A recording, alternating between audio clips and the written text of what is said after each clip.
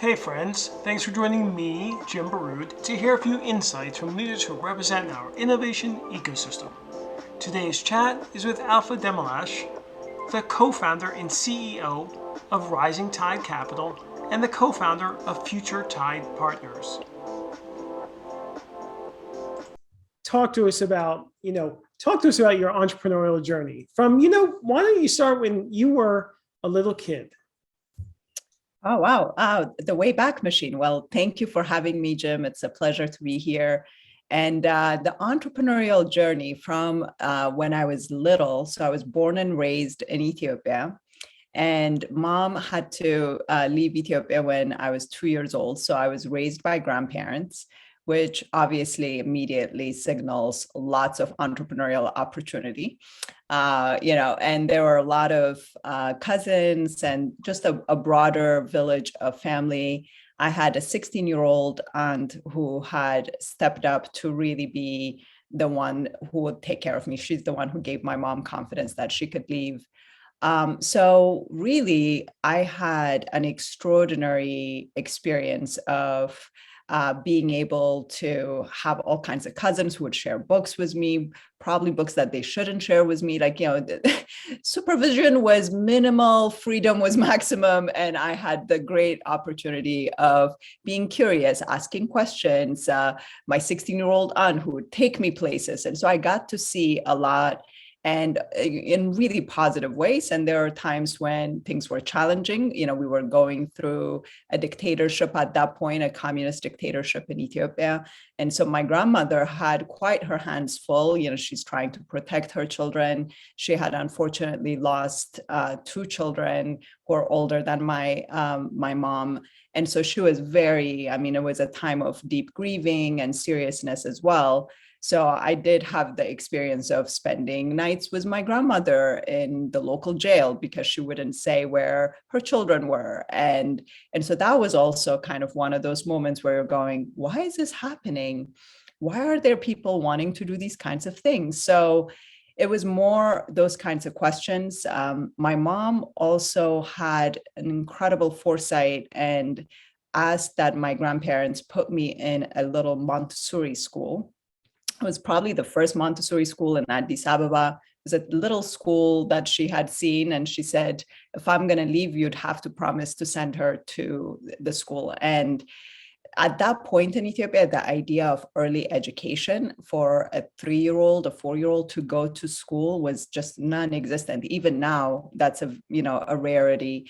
There is no public, pre-K or kindergarten. And so I had this privilege of my entire family, cousins, et cetera, needing to get me ready to take turns to take me to this little, Montessori school.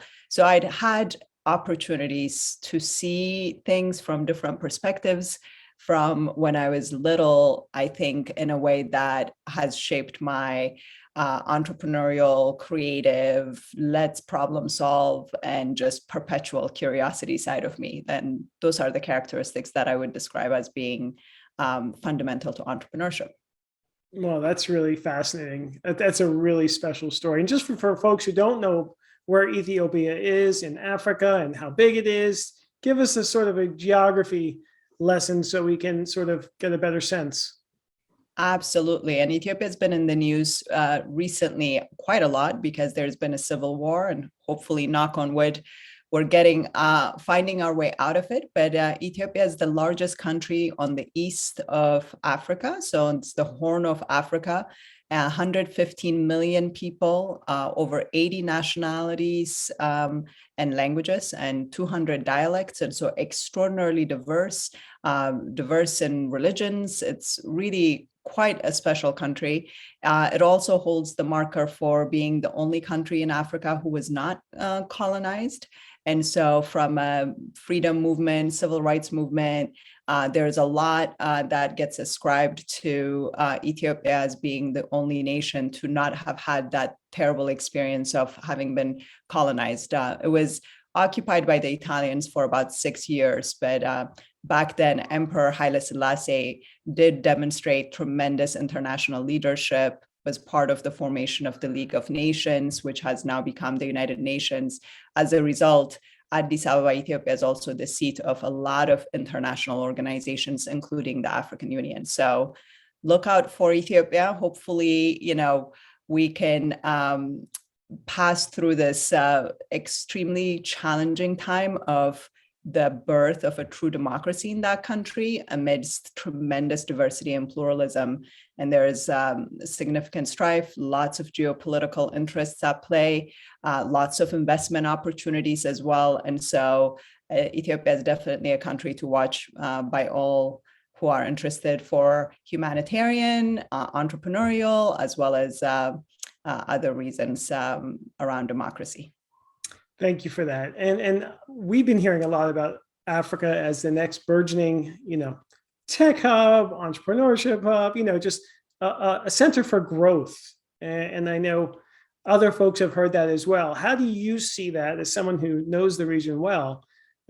Is that will the reality meet the expectations in your estimation? Yes, I think so. It has to. I'm somebody who's like, there are some fundamentals they just have to bear out because there is so much talent in Africa. It's a very young continent. It's over 1 billion people. And really, when we talk about our current global dynamics around equity and inclusion and race and all of the different grapplings we're going through, here is Africa. And Africa as a continent with over 1 billion people still doesn't have a seat at the G20. So, there is a lot of reckoning that is coming, and the young talent, because it is a fairly young continent, most countries have over 50, 60, 70% of their populations as being 18 and under. And so these are populations that are growing up in this new tech-enabled world. And there is an expectation that there will be equity, that we will not be having the same conversations about neocolonialism in this coming decade. And so I think there is a lot of can-do spirit, entrepreneurial spirit, fairly decentralized leadership, and there's tensions as a result. There's lots of old world practices that will not serve in the coming future. And so I think it's ripe for transformation, it's ripe for disruption. And the young entrepreneurs are there and ready to go. And when 1.5 billion people are ready to go, we know from history you can't stop them. So we just have to get our ducks in the row and start rowing with them. Oh, that's really exciting. And maybe we'll circle back on that topic. Let's get to the US and let's get to, the region and rising tide. Talk to us about, how you came to take this really important leadership position, maybe from college or onward, how you came to this point. Yeah, the journey started fairly early. So I came to the US when I was 13. And my mom at that point had spent about 10 years in the States. She had actually, she started by waitressing as, a refugee and getting a lay of the land, and realized that her, $2.13 and waitressing wages were not going to be the thing that's going to help her meet her goals. And she was very clear that she wanted to reunite with me. She wanted to bring me to this country. So when I landed at Logan International in Boston, she was very eager to show me that she had not just disappeared off the map for 10 years. She still thought I was like a 7-year-old, in her mind, the years had gotten compressed, so she brought toys. And, I think back then it was, the Beauty and the Beast, Disney, like she brought all those things to the airport to welcome me, and then realized I was a 13-year-old at that point with a lot of different kinds of experiences under my belt, life experiences that were tough, but that were also hugely instructive. And I'd also just flown by myself, without speaking a word of English, from Addis Ababa through Frankfurt with an overnight to Boston. And I was like, whoa, this world is so big and fascinating. And when I got here, I got my picture of the US was so much informed by whatever movies and things that I'd seen at that point. And so the assumption was the US is like this place of, the land of milk and honey, and everybody lived in a mansion, was a white picket fence. And mom definitely did not live in a mansion. So I was like, problem number one.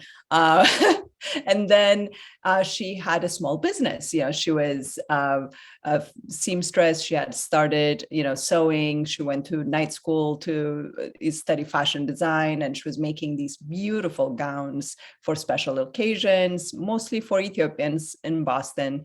And so she had a whole thing happening.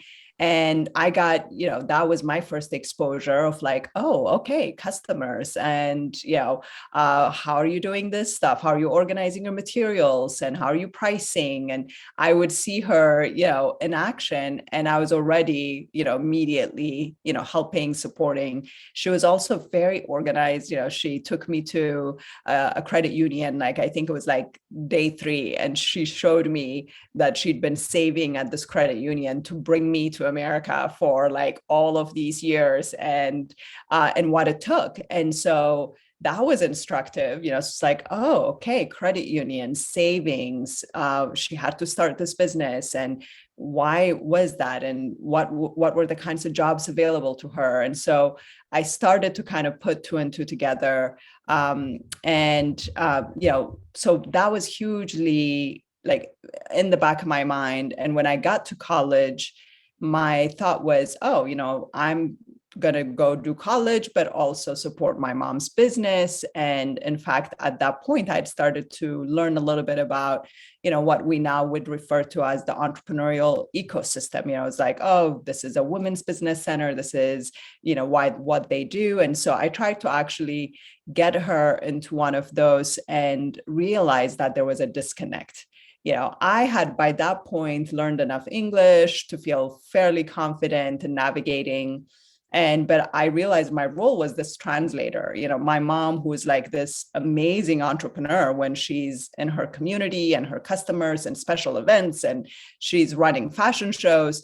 And then she would sit across a business coach and she would just freeze up and she would say, why are we here? And, oh my goodness, like I would need to go learn accounting and I would need to go get an MBA. And that's not for me. Like, this is, for like these other people, this is not for me. And it's like, that I tucked that away. I was like, how many people in the US and in communities across this country or the world feel like the world of business is not for them, that they're just, doing it and they're making ends meet and they're achieving their goals, but really they're not business people, they're not entrepreneurs. Those are for special people. They're for Mark Zuckerbergs and these other people. And so I was like, that was also like, no, that won't do. Like, these people are incredible. They're talented. They make things happen. They make the real economy work. But I also was not about to spend all of my life studying supply chains or, supply demand curves or statistics. I was like, economics is not for me, government. Because I want to figure out why I was spending nights in jail with my grandmother and fix that system was my thinking. But, after college, I spent some time actually in Rwanda. I studied a lot of transitional justice work and especially like essentially states of collapse. When have human societies just completely collapsed? And then what was their comeback playbook? How did they make it out? How do you get back from something like the Rwandan genocide or from the Holocaust? Like, how does this country come back from its legacy of slavery or genocide of native populations?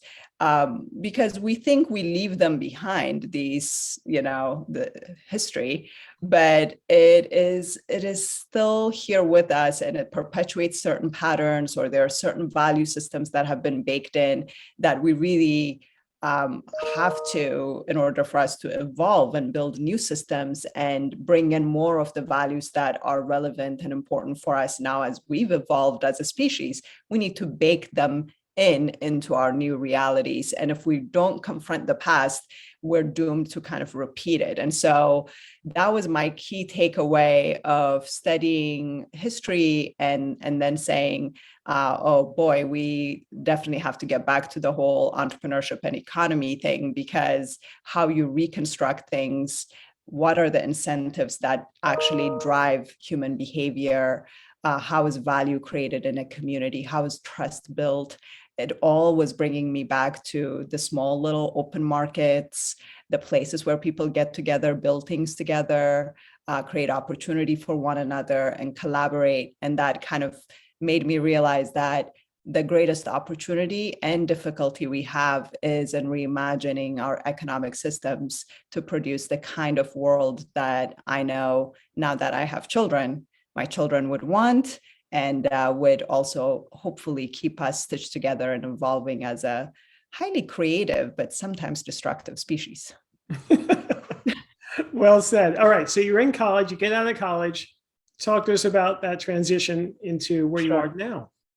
Yeah, so I come back from Rwanda in college. I meet my co-founder there, Alex Forrester, who's from New Jersey, hence the reason why Rising Tide is founded in New Jersey. And the two of us had these conversations, and we said, it is that nexus, that place around economy and resources scarcity and human potential where we'd want to focus our energies. We started looking at who else has done this, both who's advocated for it, where is that movement, where is the civil rights movement on the economic front? So we looked at Gandhi, we looked at MLK, we looked at where they left off and what was the message to all of us, those who are following in their footsteps. And so we said the main message, first of all, there was this whole burgeoning world of social entrepreneurship. And Muhammad Yunus, had started this movement around microfinance in Bangladesh. And we're like, this is interesting because it was grassroots. It was starting with, what is the untapped human potential, who's disregarded, who's disconnected. So that really connected with us.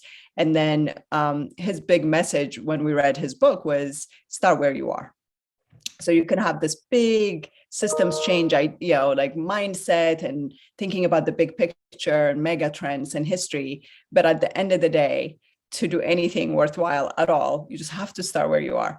And so for us at that point, it was New Jersey. We just graduated, and we looked around and we said, wow, what would it look like to actually build equitable societies and economy in New Jersey? And New Jersey arguably still is one of the most powerful economies, not just in the United States, but in the world. And so it had these deep pockets of significant wealth, adjacent, sometimes 2-3 minutes drive, as is the case in where we started in Jersey City, where there's significant wealth inequality, and particularly communities of color are kind of looking literally at cranes in the sky and buildings going up and massive wealth, and they can't participate. And so we're like, and are kind of in fear, waiting for this presumed rising tide that would raise all boats, but it really actually just threatens to push them out of their communities. In the meantime, they're going, how do I build a lifeboat or a raft or somehow ride this wave so I can rise with it as well? And so for us, that was also the genesis of our name. And we said, maybe it needs to be Rising Tide Capital. And it definitely needs to look at capital. We learned this very quickly as soon as we started talking to entrepreneurs on the ground, that capital is not just about financial capital, that there is know-how and there's social capital, there, like the feelings of disconnect. And so we said, we need to have a more robust perspective of what capital is, and then pick our lane based on our talent and capacity to activate. So that was a little bit of the genesis of Rising Tide Capital. Great. And then, so you started in Jersey City?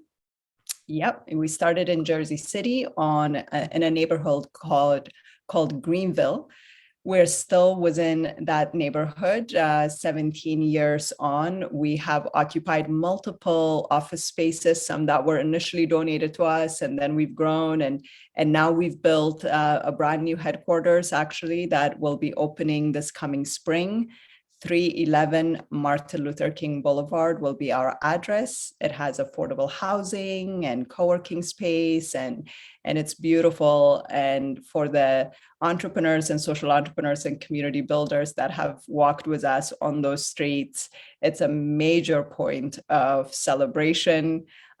We are thrilled to be able to have that kind of presence and offer services. And just so you know, Rising Tide Capital started out, we were thinking we would be a fund.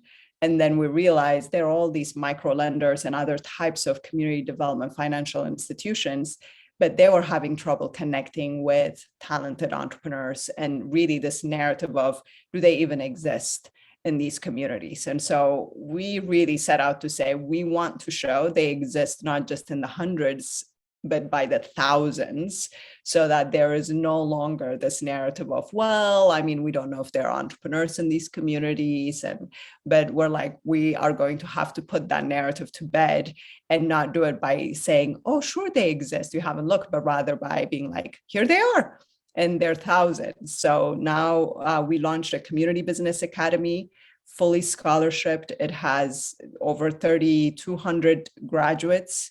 And we said, that you have to knit them together. The social capital piece is important. And that togetherness also isn't just about entrepreneurs of a certain socioeconomic makeup, but really a diverse and inclusive community, so that you can have the benefits of social capital by having access to different know-how, different levels of economic capacity, and so on. So it's exciting. They're in all kinds of industry sectors. And then once they go through the Community Business Academy, which covers the fundamentals of business management, they then move into what we call our business acceleration services, where they get connected to coaches and at different stages of growth as they develop their businesses, and they get access to a network of CDFIs and lending partners and others who may want to invest, as well as access to market opportunities. And mentors as well, right? Correct. Okay, so you started when, and how many people was in your first class, and just give people a sense for how far you've grown. Sure. So we started with 15 entrepreneurs 17 years ago, and that has now grown to over 3,200 graduates, and we work with 250 new entrepreneurs a year. And then we have our alumni base, which is about 1,000 entrepreneurs at any given time are working with Rising Tide coaches, mentors, and supporters. And then we also, this was something that we're grateful that we had the insight to do. But when we first put together the mission, vision, values of the organization, and we said, what's the true potential of this? We said it would have to happen not just for our community that we were working in, but other communities need to be able to do this kind of work in their community too. So we documented everything. We do longitudinal data tracking, so we can see what increases in household income, business revenue, job creation, et cetera, are. So that has enabled us to do knowledge transfer to other groups and other organizations across the country. So now we're in 9 states where we have additional partners who are basically powered by our database and our curriculum, and we do train the trainers and we support their leadership, and they're phenomenal. So I'm no longer a lonely executive director or CEO over here. There's a network of CEOs across the country who are also majority BIPOC led. So we're focused on making sure that the leadership of organizations like this also represents the communities that they're serving in. So it's exciting. And then that's shifting capital then across this footprint. And we hope that we can have 3 to 6 new partners this year, including in places like LA and Dallas and so on. That's amazing. And how do you determine where you go? So it's a pull. It's a mixed approach in the sense that there are groups who are pulling us in. They're calling, they're saying, hey, we need to do this. We don't want to start from scratch. And essentially they're getting a 10-year, booster pack of the things that they don't have to do. And then what has happened, especially with the pandemic over the past 2 years, with everything that is going on with entrepreneurs and small businesses, a lot of our funding partners are also coming to say, hey, we know you do this really well in New Jersey. We have this larger footprint. We'd love to support you in doing this work in this other community. So then we've started looking at ecosystem, scans and looking at, is there a viable partner that we can actually partner with and deploy the IP and learn with them and innovate with them and shift this capital to them so they can have the runway that they need to start an organization like this and grow it. That's great. And as I know it, you have great financial partners that really make everything possible. Can you talk to us just a little bit about that? Because I think that's important to mention. Absolutely. We've been fortunate to have, now we have close to 65 institutional partners who are supporting the work. A lot of banks that have been with us since the beginning, including, JP Morgan Chase, PNC, Wells Fargo, Bank of America, larger footprint banks. And this is part of the benefit of, in many ways, being close to the New York metro area. And, there is a lot of corporate presence in that way. But we've also had, some businesses, obviously Prudential is big, right? So in New Jersey, they're headquartered in Newark. So they support our work. But family foundations are, coming in, national foundations are, coming in now to support the work. And then businesses, my most wonderful phone calls are often with larger businesses who say, we've picked your mission. This is exactly aligned to what we want to do. And, we make eyeglasses, literally we've had a number of different kinds of entrepreneurial ventures and more established family businesses. And they would say, quarterly, we're going to cut you a check every time we do business at this level. And we're like, great, that's fantastic. And they write a check because they know it goes to a data-driven organization. They know what our programs are. We have been around for long enough to, have the credibility. And so it's been really extraordinary. And, we're looking for more institutions to join them. And there's also the part that many of these are corporations and foundations that are making commitments, especially, post George Floyd, racial equity commitments. And they want to invest and figure out not only how to support us as a community infrastructure across the nation, but also directly the entrepreneurs. And so that's a big piece of what we're working on, is how to greatly enhance the ability of our entrepreneurs to access all kinds of capital, which is necessary for their growth. That's great. And just so people know, are all students scholarshiped, or do they pay? So all students are scholarshiped. They pay a registration and materials fee that is nominal and based on their income. So the goal is that they have skin in the game. And as entrepreneurs, they value their time. Investing in themselves is an important part of this. And so, and it helps us with cost recovery, but it's a tiny, tiny fraction of what it costs us to do this work. Got it. So tell us, what is the state of entrepreneurship from your perspective, Alfa? Are things, you've done this for the past 17 years, so maybe give us some perspective. Have things improved? Are they amazing? Or where do we stand in the markets you serve predominantly? Sure. From where we were 17 years ago to where we are today, I have to say I'm very optimistic because the national dialogue has changed. I mean, I probably spent close to a decade just trying to get into certain rooms to even be able to pronounce the words that I'm pronouncing to you.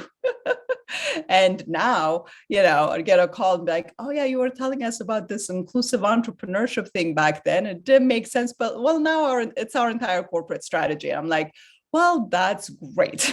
So I think there's a shift that's happening, broadly speaking. I think there's still the fact that there is very little by way of the plumbing and the infrastructure to really connect the capital and the resources that entrepreneurs require. And then on the entrepreneur side, I think there's great optimism, in part because of technology. It has changed a lot. The platform economy that has grown up since we started this mission, and the fact that over 50 million Americans are doing some kind of gig work, even though we're looking at it and going, where is this train going, and how is this going to end well for families, in terms of financial security, and the future of work has changed so dramatically. So what does this mean? But we do see, I think there is a lot more nimbleness. There is a lot ease of access to information. I mean, when we were starting 17 years ago, I had firmly put in the curriculum that they had to go get a library card. They had to go to the library to do certain kinds of research around their market and this and that. And now there's tons of information at their fingertips. It's more around how do we curate, how do we help with the sense making of the information that's available. How do you support them in decision making around some of this information and data? So the data rich environment is, I think, helpful. The fact that there is so much, by way of people being able to get on YouTube or listen to a podcast like this. And so there's a lot more encouragement and inspiration. And I don't know if you've looked at the recent data. I mean, overall, the state of entrepreneurship is like, whoa, we should be concerned as a country, because there's this presumably great slowdown of 40-year, stagnancy around entrepreneurship.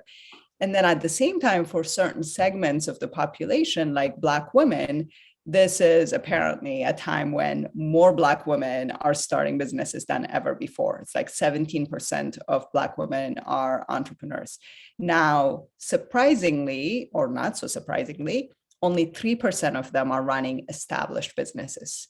And so what is that journey from being the startup entrepreneur, the person who's kind of putting it together, to actually getting to a place where you're running an enterprise that is feeding your family, contributing to a 401k, helping you hire others, and giving you the kind of flexibility that we all hope for someday coming to us as entrepreneurs. But that piece is the gap and the opportunity. And I think there's a lot more that needs to be done. And but it looks like we have a lot more going for us. And I mean, and then all the corporate announcements, right? Speaking of Black women, I don't know if you saw the 1 million Black women commitment from Goldman Sachs and $10 billion over 10 years. Now, arguably, I will also say, now we can also do more math because we have more data. And so like, okay, is that enough?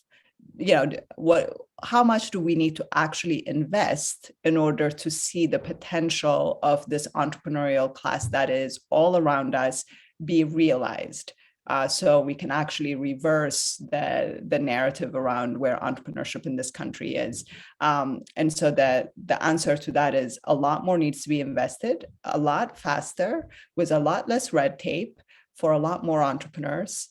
And our perspectives on risk would have to shift dramatically. Now it's the risk of like not investing in these entrepreneurs is much, much higher, both from a public policy perspective, as well as for the health of, the marketplace. Right. And I think a lot of other factors have helped that, right? As far as the ease of starting a business, the lowering of costs, right? By 100 times less. And then of course these platforms, and I think that's what you're probably alluding to, a lot of the rise in entrepreneurship, these side hustles, which have really taken over, right? Where you're on Etsy or eBay or you're a fulfiller for Amazon, or just have your own shop. I think that's as I see it, certainly contributing to it, and that's all good. But I think I totally get what you're saying is that conversion to enterprise level, to building a business that feeds the family, and then eventually employs people, is another sort of step that hopefully we can get to going forward. How is that? Am I on target there? You are, and there are great stories of people who've leveraged these platforms, who've created all kinds of companies that are seeing investment. It is still too hard. They still have to knock on way too many doors, and the pandemic has also shifted things in really interesting ways. It's I think on the one hand, there is broad buy-in. We have to there's a 40% possible collapse, permanent closure of small businesses and enterprises owned by people of color. It's like, that's massive. What do we do with that kind of information? Because the multi-generational impact of this is huge. Next to home ownership, business ownership is the way that people are, achieving some modicum of economic security and mobility. So it has huge ripple effects. So I think that part is, the broad buy-in is there. The public sector is investing. We saw with the PPP, and a lot more money. I mean, even in New Jersey, the EDA. We used to have all these conversations, and as the pandemic hit, it was like, okay, the first 100 million is out in grants. The second, it was like, oh, we can make grants, right? Like, who knew? Because, these businesses are not going to shut down and take the grant and go on vacation and take their family to Hawaii. They're going to invest it and buy real goods and services to keep their businesses open, which it's like the capillaries of the economy get reanimated and activated and sustained. And so that work of continuing to make sure that there's circulation, the blood flow to the capillaries, so it's not just concentrated in the major arteries, is something that I think we can now understand and talk about and say, oh yeah, this is how a body works. The economy is like a body, and we need and capillaries are really critical to the way our arteries and our heart works. And so that understanding is I think broadly shared. How you diffuse and infuse that kind of capital into the capillaries in a sustainable and sustained way, and how that could be married with all of this distilled wisdom around what kinds of enterprises do we need for the future in real terms, real economy terms. I mean, I could tell you yes, we need more chia pets. And you'd be like, what are you talking about, right? But we also have to be thinking about, hey, we have to shift our mindset around how we think about entrepreneurship into this new future that is in front of us, which is, there is some great data in front of us around what the next 40 years represent, ecologically and otherwise. And we all kind of have to get into the agreement that this requires a lot of creative problem solving and creative response, again, into the capillaries, because the whole ecological crisis conversation that we're having and the data we're seeing about, what does this look like over the next 40 years? That big piece is, at the end of the day, it's not about the planet. It's about us. It's like the planet could shrug us off and continue going on, 100, 200, 300, like maybe billions more, without us. So this is actually, a check-in about, hey, it's how we're going to be human and how we're going to be in community, how we're going to be in homes that are resilient for the long term. So we really have to figure out, the kinds of enterprises that actually connect to the well-being of humans And so when we think about the sectors that enable that, innovation in health, obviously, in food, and in mental health, because we're realizing we're having a mental health crisis. And guess what? If half of Congress is crazy, not saying they are, or the CEOs of the world have, lost mental faculties, it's no good. It doesn't, it leads to terrible decision making. It leads to short-termism on steroids. It leads to the activation of just the amygdala in all decision making, and we don't need that. And so investing in our mental health, investing in food that is accessible, locally resilient, healthy food, there's a lot we know about that. And the kinds of sectors like childcare, it's like, this was a big thing. I was on the leadership board of the New Jersey Pandemic Relief Fund, and I was chairing the Economic Resilience Task Force. And without childcare, apparently you can't restart the economy. And I know that intimately because I have a 6-year-old and a 9-year-old, and me becoming de facto teacher for 2, school-age children does not enable me to go out and create jobs or run a business or etc. So the piece around childcare and, and I can't trade it off, right? I can't be like, well, the children will not be educated or looked after while I do my work. That kind of trade-off some families are making, and it's scary for all of our collective future. And so this is the point to say, oh, okay, childcare is a sector. It's a low margin. From a business pro forma perspective, like, oh my God, this sounds like a nightmare. Who would want to be in the childcare business? But there are 94% of childcare centers across the country are run by women. So, well, we know who wants to be there by necessity. These are local business owners and entrepreneurs, and they're doing it not as like, oh, we don't want to see these children. They're doing it because they're passionate about it, but they need more investments so they don't shut down. Because New Jersey, in the process of building out a strategy around how we do that. And I'm proud of the New Jersey Pandemic Relief Fund and a handful of foundations who came along with us and invested in a significant 3-year pilot to strengthen the childcare sector, and invested $10 million to do that. That work is about, hey, let's transform the sector and let's get more investment coming in, both from the public and private sector, because we can't do without it. The entirety of the human family can't do without it. So we need to be shifting our thinking about opportunity and entrepreneurship from a perspective of what are the sectors that will ensure our resilience and well-being well into the future.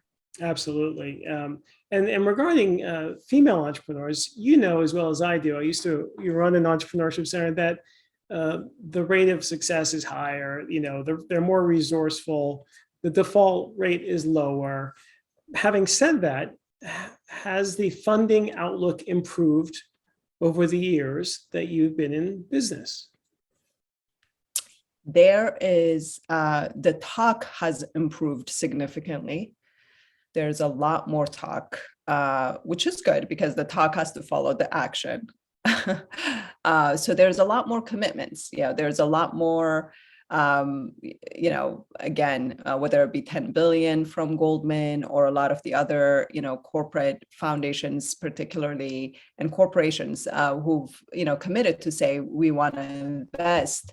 But I think there's still, it's still significantly more difficult to actually see the checks being cut at the amounts they need to be cut at and at the speed they need to be cut at. And so, I go through this even as a woman who's running a nonprofit.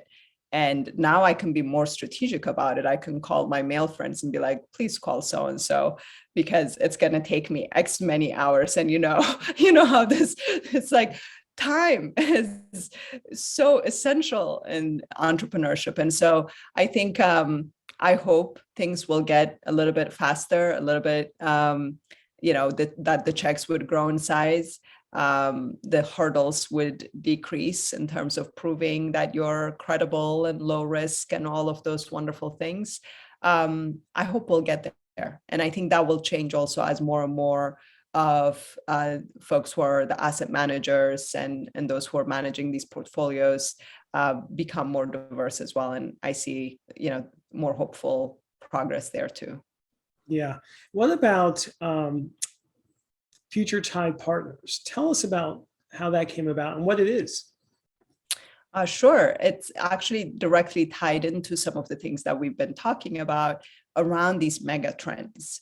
And whether it be looking at the 40-year outlook into what the environmental scientists across the globe are telling us about the shifts that are happening. There are places that will not be livable 40 years from now. And so now we could look at them on a map. We could look at and anticipate where there will be tremendous migrations and conflict. And then simultaneously, there's also this whole world of technological innovation and exponential technologies in particular, full of opportunities and full of threats, like most opportunities.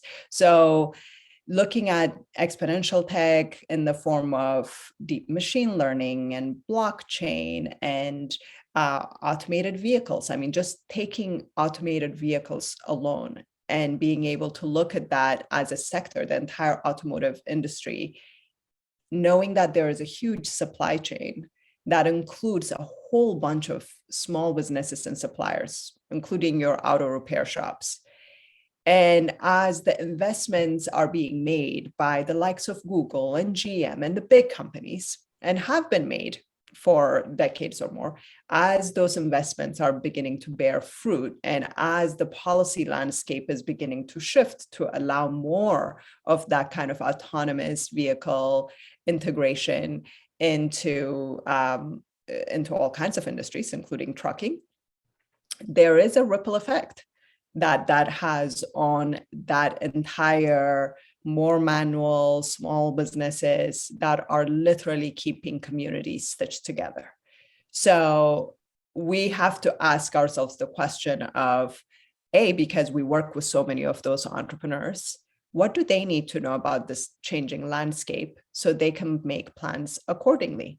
Meaning, if you have auto repair body shop owner, for example, and you see her taking out all of her hard-earned savings and 401k to open a second, auto body repair shop, would you advise her to do that, or would you advise her to maybe invest in her existing talent to learn about some of the technological innovations that are happening, maybe to invest a little bit more in resilience strategies so that she's not finding herself, a decade from now going, oh my goodness, what have I done with my investments and so on. So there's a tremendous sense making that is necessary for those that would be impacted. And one of the most visceral ways somebody put it, I was having this conversation with someone who is chief innovation officer for a South American nation, actually. And he said, he hadn't thought about it in these ways because he's in a tech bubble usually, and there's entirely different ecosystems of consideration there. And so he's like, oh my goodness, this reminds me of NAFTA and when when American corn was about to flood the Mexican markets, there had to be a letter sent to all Mexican corn farmers to let them know that they have a year to transition the crops that they're planting because they are about to go hungry. And the government was not doing that out of just consideration. It's because they would have a revolution on their hands if people couldn't eat because they didn't know something like that was coming. And so we have the equivalent of, this is back then in the 90s, NAFTA. And I'm going, right now, we have all this data, we have all this communications capacity, we know where the impact will fall disproportionately. I think if Mexico can issue, 6 million corn farmers a letter to let them know transformation is coming, we need to be a little bit more ahead of the curve in letting know sectors that will be deeply disrupted, where there will be deep economic impact that could result in literally social collapse or, those kinds of revolutions, history. Remember that whole history thing? Nobody thought a revolution was coming. So it's important that we use our capacity to inform, to make relevant data synthesized, available to those who will be most impacted, so they can make decisions on the basis, informed decisions.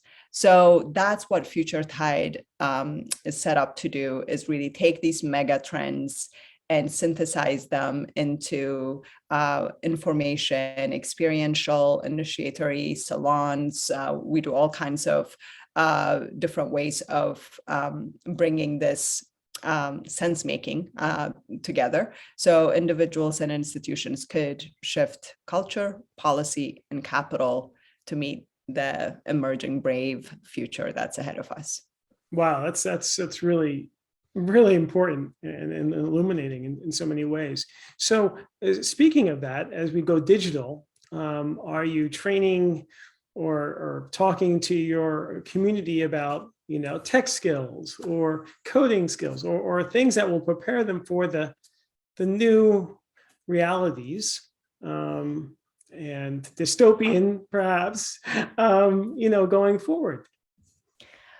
It is a debate within my team that is very much alive. We are good at entrepreneurship development and training. And so now we've migrated all of our services to digital. So our entrepreneurs are showing up to classes and to meetings, et cetera, on digital platforms, and they need handholding and support to get them there. It's just part of basic tech support has become a big part of our work. Now, as we get more and more sophisticated and we say, okay, it's more than tech support, and there are groups, and I truly, truly believe in collaborations. Like I know there are code academies, and some of my friends run them. Great organizations like Empower exist. And so there are groups that have been focused on digital inclusion for a very, very long time. And so the opportunity to collaborate is there. At the same time, we are facing the stark reality that we're getting the questions, we're seeing that the digital gap is unmet. And my team is going, are we also doing technology training in addition to entrepreneurship training and development and support? What kind of an organization do we want to be? And in all honesty, I want us to stay focused on the entrepreneurship piece and find great partners. I do wish that there would be more support for those types of partnerships. None of the big tech companies support our mission. We're too analog for them. And I'm like, come through the Future Tide door and invest. And it could be investing in a collaboration, but definitely, I think there is a need, a gap. I don't have a solution for it. I know the gap exists, and I think it's a solvable. And let me also just say, I think I've been swimming in this water. It was a lot more dystopian, like circa 2016, 17, when we're talking about these trends and seeing the convergences, and we're like, oh my gosh, how are we going to make it? And the future of work was also rearing in.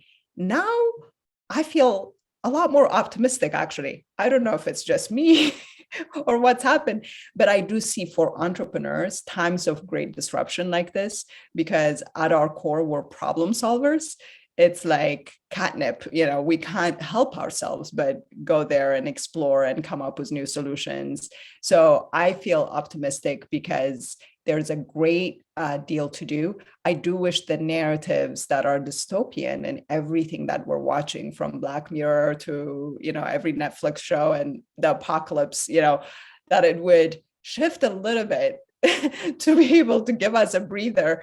So we are actually actively imagining what a beautiful, beloved community, what Rising Tide and Future Tide, where we call the beloved economy, actually, like how could we bring our sense of imagination and awe and beauty to how we build the businesses of the future, so that it's not, so stark. And stark is not motivating. It just, especially for the young, it's got to be creative and engaging. And, I see a Netflix show in your future, Alfa.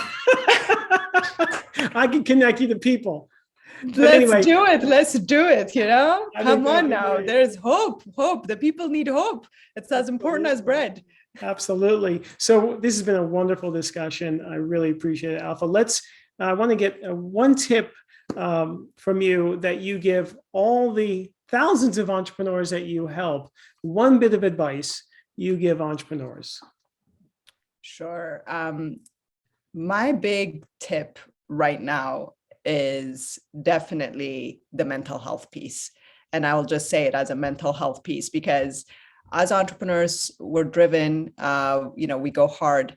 But right now, just the modality, the way we work, a lot of the other things that used to be there to support and, interrupt entrepreneurs from being workaholics, just the social pieces, the getting out for a walk, just even getting into a car to be able to go somewhere, like all of that has been interrupted. And I don't necessarily think that's a good thing. So my tip is, just really tune in, because if there is no you, there is no, mission, vision, values to activate. So slow down to go, faster, be authentic, be yourself, and pay attention to what your body is telling you, and manage your energy. And your pacing should be following your energy. Even if it feels like external is the driver, you really have to tune into the internal navigator within you, is my one big advice. That is great advice.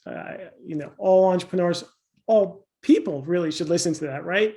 Take care of yourself, slow down, have some balance, and be healthy. So we usually end Alpha with a poem or a saying. What would you like to share with us?